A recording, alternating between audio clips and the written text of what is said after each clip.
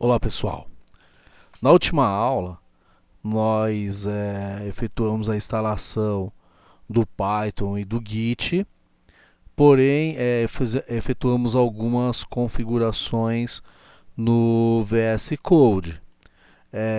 Essas configurações vão precisar de algumas alterações porque acabei trocando aqui os plugins, né? Então já vamos corrigir isso já. Então basta vir aqui, ó, e pedir para ele exibir apenas as extensões instaladas. Então a extensão que nós instalamos errada aqui é exatamente essa aqui, a Jinja 2 Snippet, né? Essa daqui vamos desinstalá-la, ok? E aí agora voltamos para lá e vamos colocar, são duas do Jinja, são duas, né? Uma delas é essa aqui, a Jinja 0.0.8, né? Então vamos fazer a instalação dela, mesmo processo, né? E a outra é a Better Jinja. Isso, ok. Tá efetuada a instalação, concluída aí, acredito que a parte do VS Code. Deixa eu ver aqui se há mais algum. Deixa eu verificar aqui se há mais algum que é importante efetuar a instalação. Acho que basicamente é isso. Claro, se houver mais algum aí pela frente que eu lembrar, aí voltamos aí e complementamos aí a instalação das extensões, tá? Então vamos continuar aqui.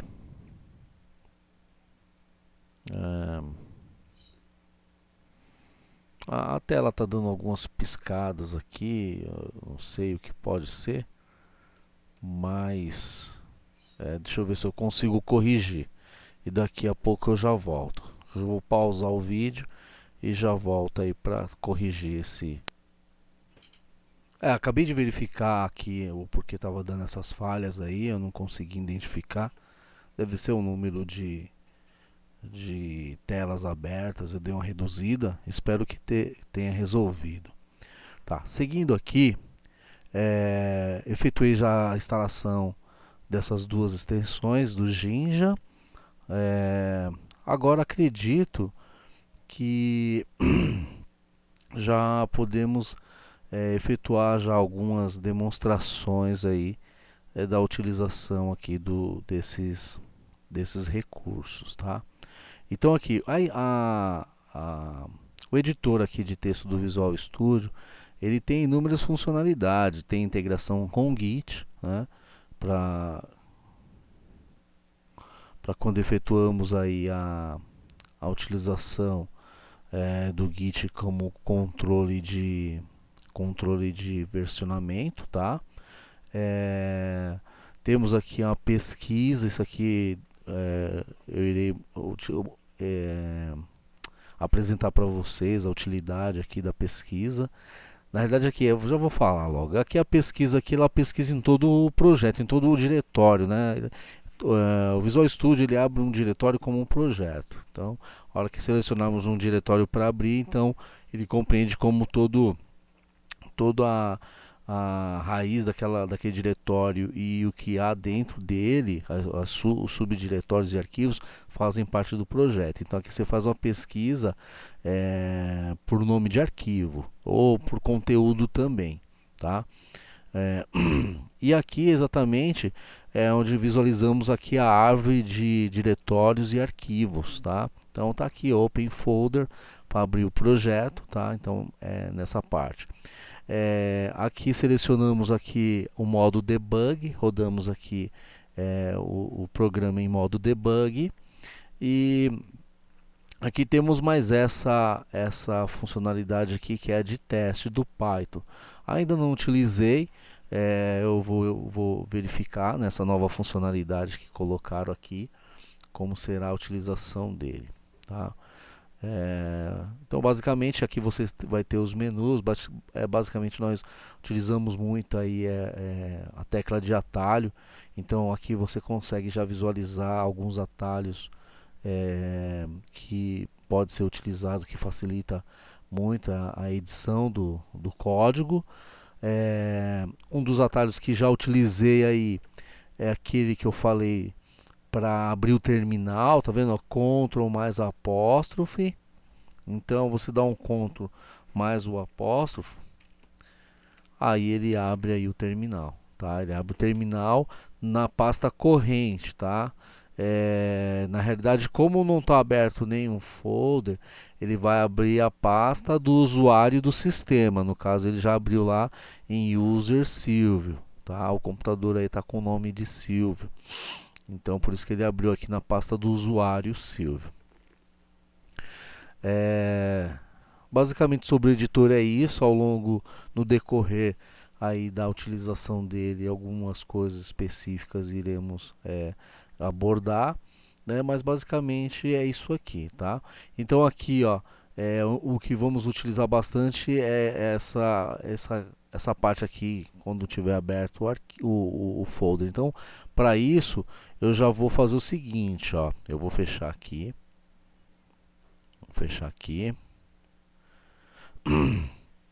e aí vou criar uma pasta para o projeto, nova pasta, um diretório para o projeto. E aí eu vou colocar aqui Web Python, Web Python. Você quer colocar a pasta do projeto, né? Então nela aqui, né, essa é uma pasta, um diretório está vazio, não tem nada nele. Na hora que abrirmos aqui, dá para visualizar que não tem nada, né? O problema persiste aqui da tela ficar piscando, mas eu vou tentar resolver esse problema, tá?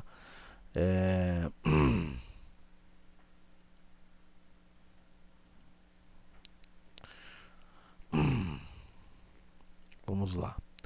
A pasta está vazia, então você pode, como já efetuamos aquela instalação completa do VS Code, ele adiciona aqui um atalho, tá? Então você pode clicar com o direito do mouse e aí clicar aqui no atalho, ele já vai abrir o VS Code já nesse atalho aqui, tá? Então deixa eu pegar aqui. Ou você pode clicar também diretamente na pasta e clicar aqui, ó. Então vamos fazer isso.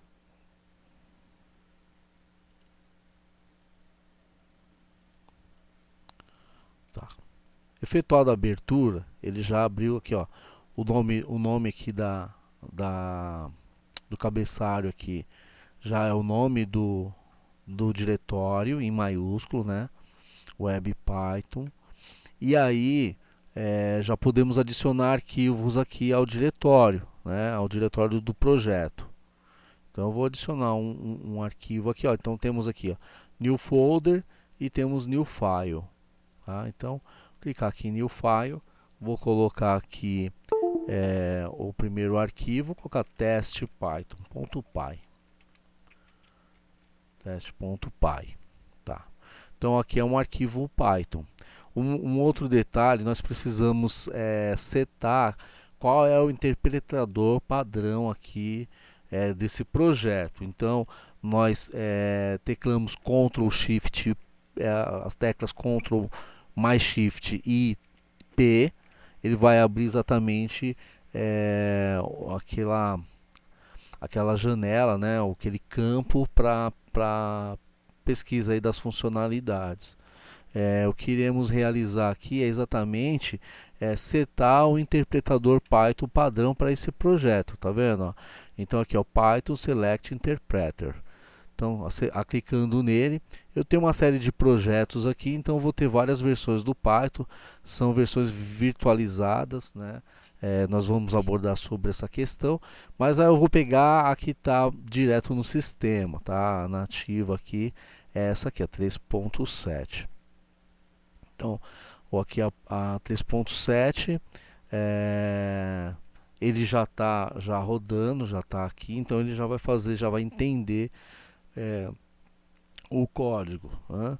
Por exemplo, se eu pegar aqui, eu vou fazer uma importação exatamente do módulo OS, ó. Então, tá vendo? Ele já dá um autocomplete aqui, ó, as bibliotecas e aí vai, né, longe, né? Começa com OS ou que contenha OS, tá? Tá? Então, é basicamente isso aí. Um detalhe aqui interessante é com relação a outra coisa também, né? Eu vou criar aqui uma variável, tá? Var. E essa variável eu vou atribuir a ela uma lista. Uma lista aí de inteiros, né? Pode ser uma lista de inteiros, tá? Vou salvar e aí vamos utilizar já um daqueles aqueles recursos interessantes lá dos plugins, que é exatamente o preview. O preview, o Python Preview, ele te dá uma visualização da estrutura da linguagem. Então, olha só, para tirar algumas dúvidas, ó, Open Preview, então clica com direito na aba do arquivo que está aberto e o Open Preview de Side. O que ele vai fazer? Olha só, ele vai abrir aqui uma janela ao lado, né? Vai abrir uma aba ao lado e aí ele começa a exibir aqui graficamente as variáveis que estão sendo criadas aí em memória.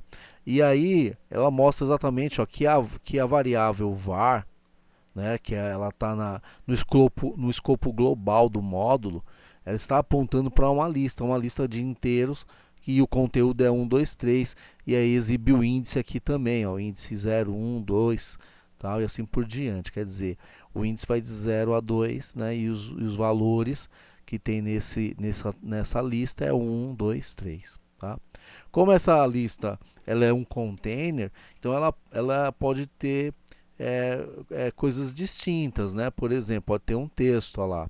Isso aí ele já vai refletindo automaticamente do outro lado lá. Também você pode passar por uma cópia para outra variável. Vamos colocar aqui a var2. A var2 vai receber a var. Olha só que interessante. Então temos duas variáveis global apontando para uma mesma lista. A lista elas são mutáveis, né?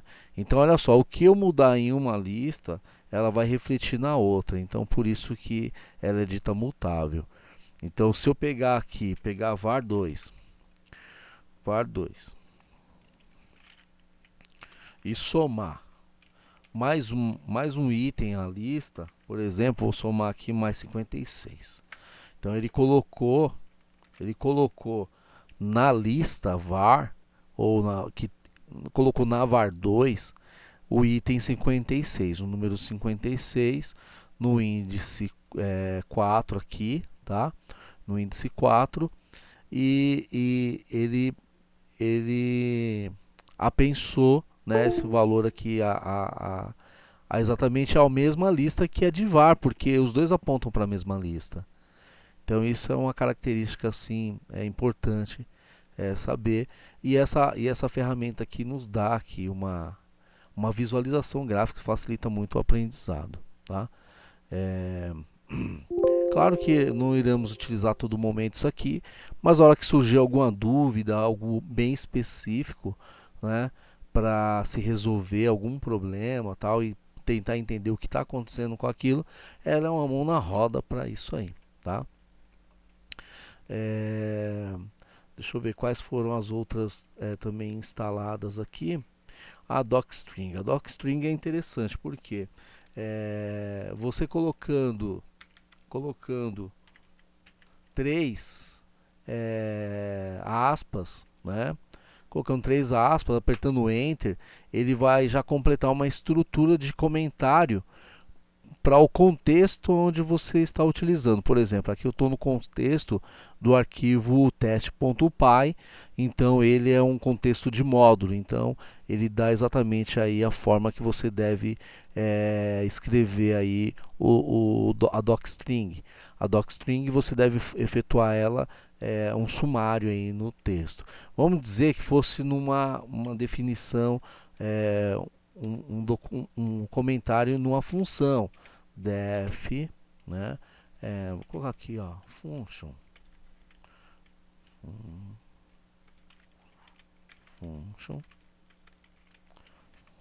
né? E não vamos fazer nada com ela, é só para exatamente mostrar a funcionalidade, né? Function. Desse caso aqui, se nós pegarmos e lançarmos aqui a docstring, olha o que ele faz, faz um sumário, ok, também, né? Def function.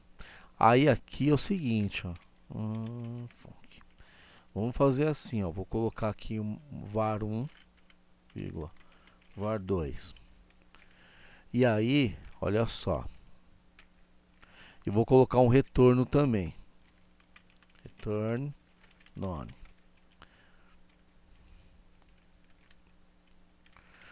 Vou adicionar novamente aqui.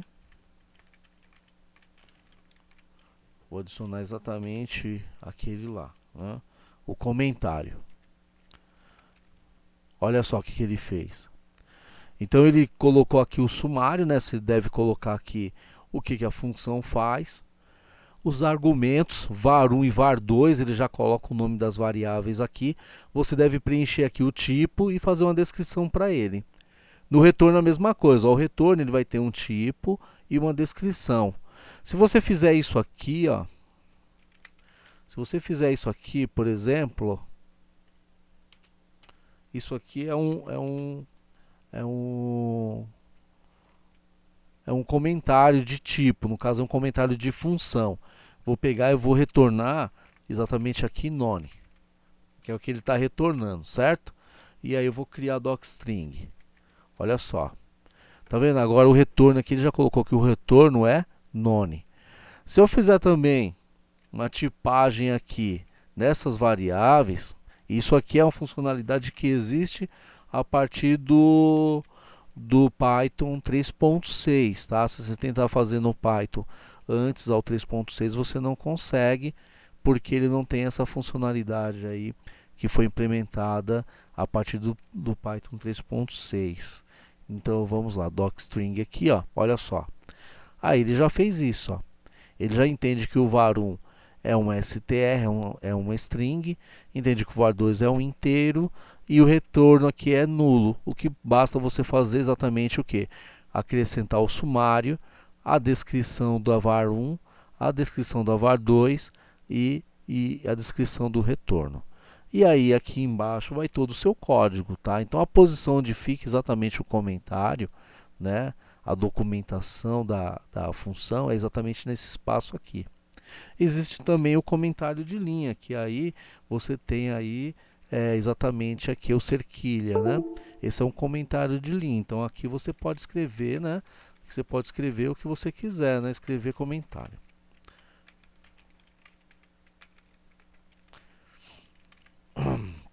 Outra coisa, o Python 3 ele já foi definido o padrão de decodificação, de codificação, o UTF-8. Tanto é que aqui, ó, já no editor exibe aqui, ó, UTF-8. Então, você pode utilizar acentos, você pode utilizar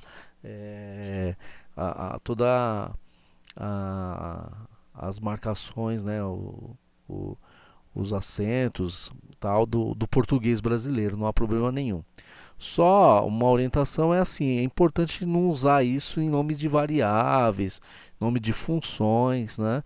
Porque aí dependendo do sistema que você rodar, um exemplo, rodar num Linux, que ele usa um sistema de arquivo diferente, pode ser que surja alguns problemas. Então, mas no comentário não há problema nenhum em você utilizar aí acentos e caracteres especiais, não vai haver problema nenhum claro que tem aqueles que são permitidos, né?